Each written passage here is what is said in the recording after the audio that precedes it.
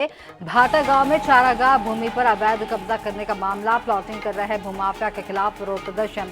ग्राम वासियों ने अपनी दुकानें बंद कर जताया विरोध। सभाकर भूमाफिया के खिलाफ बना रहे रणनीति। बाजार चौक पर चल रही बड़ी बैठक। 67 एकड़ चारागाह भूमि पर अवैध कब्जा करने का आरोप। ग्रामीणों का आरोप, भूमाफिया को मिला शासन का संरक्षण। विरोध में भाटा गांव बंद। इस वक्त ये बड़ी खबर निकल कर आ रही है। भाटा गांव रायपुर से ये बड़ी खबर निकल कर आ रही है। भूमाफिया के खिलाफ विरोध प्रदर्शन, भूमाफिया के खिलाफ रणनीति यहां बनाई जा रही है। तस्वीरें आप देख पा रहे हैं, राजधानी रायपुर के भाटा गांव की तस्वीरें हैं।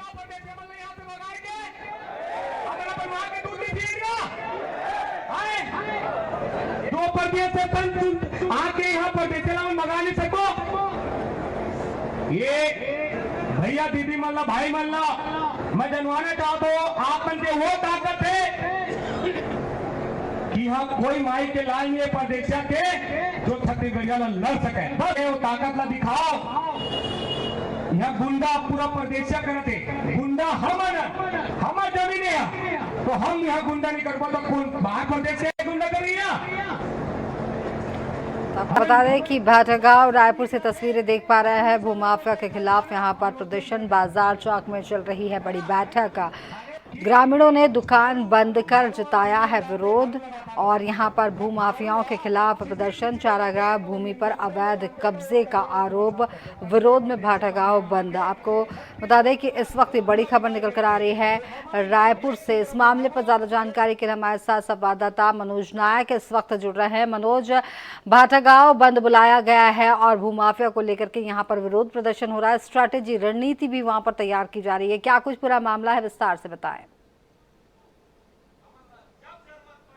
जी देखिए, भाटा गांव में 67 एकड़ की करीब जो है चारागाह की जमीन है। इस पर जो है भू माफियाओं पर कब्जे का आरोप लगाया गया और बीते कई दिनों से यह केस जो है राजस्व न्यायालय में चल रहा था। और अब जो है आप देख सकते हैं मेरे पीछे जो भाटा गांव के जो ग्रामीण हैं वो यहाँ पर एक बड़ी बैठक कर रहे हैं और आने वाले दिनों को लेकर एक रणनीति बना रहे हैं। साथ ही साथ जो है छत्तीसगढ़िया क्रांति पार्टी के भी जो लोगों को यहाँ पर आमंत्रित किया गया, आप देख सकते हैं। इसके अलावा बात करूं तो यहाँ जो भाटा गांव में जितनी भी दुकानें हैं आज वो स्वस्फूर्त बंद कर दी गई है और ग्रामीण सीधे सीधे भू माफियाओं पर आरोप लगा रहे हैं कि वो शासन प्रशासन में बैठे लोगों के साथ साठगांठ करके जो है ग्रामीणों की जो चारागाह की जमीन है उस पर कब्जा कर रहे हैं। लेकिन ऐसा ग्रामीण होने नहीं देंगे। अभी हमारे साथ कुछ लोग भी जुटे हैं जो पूरे आंदोलन की रणनीति बना रहे हैं। सीधे हम उनसे ही बात कर लेते हैं। एक बड़ी बैठक हो रही है आप लोग की, क्या रणनीति बन आगे रणनीति है कि जो वो सुप्रीम कोर्ट का हवाला देता है, बताता है कि सुप्रीम कोर्ट से जीत कर आए हैं उसको हम निरस्त कराएंगे और वो गांव का जमीन है उसको वहां पर हम लोग कॉलेज खोलेंगे और गांव का जमीन है गांव में ही हम लोग बांटेंगे इसको। कितने एकड़ की जमीन है और कौन कब्जा कर रहा है?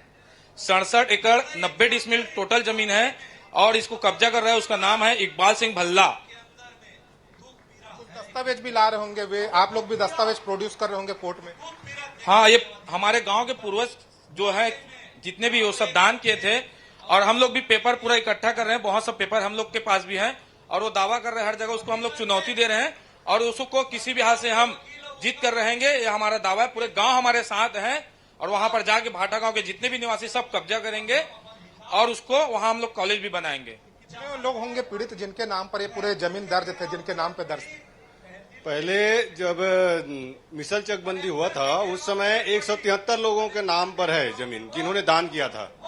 173 लोगों का अलग अलग मतलब जैसे किसी ने 20 डिसमिल दान किया, किसी ने 50 डिसमिल, किसी ने 2 एकड़, किसी ने 1 एकड़, इस तरह से करीब 173 लोगों ने दान दिया था। अब 173 लोगों का नाम तो दर्ज नहीं हो सकता, तो प्रमुख रूप से 4-5 लोगों को ऊपर रख के बाकी वगैरह लिखवा दिए थे। बाकी उनका लिस्ट था जिन्होंने दान किया था उनका।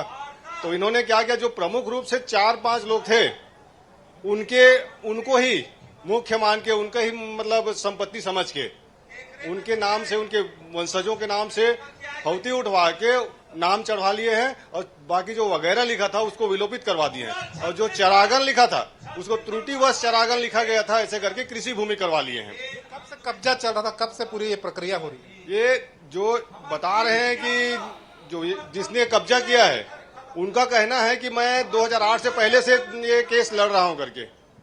ठीक है, जिनका नाम था उनको गुप्त रूप से अपने पक्ष में ले लिया कि भाई आपको हम पैसा देंगे, ये जमीन का केस हम लड़ते हैं, आप लोगों के नाम में आ जाएगा, उसके बाद आप लोगों को पैसा देके हम रजिस्ट्री कर लेंगे। ऐसा करके उनको अपने पक्ष में करके ये कार्रवाई किए हैं। गांव वालों को बिल्कुल भी जानकारी नहीं था, इनका बिल्कुल भी भनक नहीं लगा। जब आम सूचना जारी हुआ कि इन 4 लोगों के नाम पे जमीन आ रहा है करके, तो उस आम सूचना के तहत हम लोगों को गांव वालों को जानकारी मिली, तो हम लोगों ने इसको संज्ञान में लेते हुए कार्रवाई किया। तहसीलदार एसडीएम लोग क्या बोल रहे हैं? उनका कहना है कि भाई सुप्रीम कोर्ट का आदेश आ चुका है, और आदेश तो ऐसा है कि इन 4 लोगों के नाम पे होना चाहिए करके, कोई इकबाल सिंह भल्ला के नाम पर नहीं है जमीन, वो तो केवल इनसे एग्रीमेंट करके वो कब्जा कर रहा है। भाई किसान के फेवर में फैसला आया है तो किसान के कब्जा में रहना चाहिए ना, किसान के कब्जा में रहे। अगर ले भी रहा है तो रजिस्ट्री करने के बाद कब्जा करे, वो किसान के हाथ में रहना चाहिए। अभी किसान को साइड कर दिया है, खुद कब्जा करके पूरा प्लाटिंग के लिए जितने भी यहाँ जंगल विभाग का भी वो लगा था, वन विभाग का भी ये लगा था, पेड़ पौधे बहुत लगे थे, जिसको रखवाली करने के लिए हम लोगों ने 30-35 किसान को वहां बोने खाने के लिए दिया था कि पेड़ पौधे का देखभाल करना और थोड़ी बहुत जमीन का खेती करके अपना जीवन यापन करना करके भूमिहीन किसान को दे दिए थे। उनको भी अभी अलग कर रहे हैं, निकाल रहे हैं वहां से। आज तो आप लोग की बड़ी बैठक हो रही, दुकानें भी बंद कर दी हैं, आगे क्या होगा? सर दुकानें बंद कर दी हैं, आगे कहीं सरदार सिंह बल्ला अपने हाथ पे नहीं आता, अपने हाथ पे नहीं आता, अपने दादागिरी पे नहीं आता तो उग्र आंदोलन करेंगे और इसकी जिम्मेदारी शासन प्रशासन को होगी, क्योंकि हम शासन प्रशासन का दरवाजा खटखटा लिए हैं।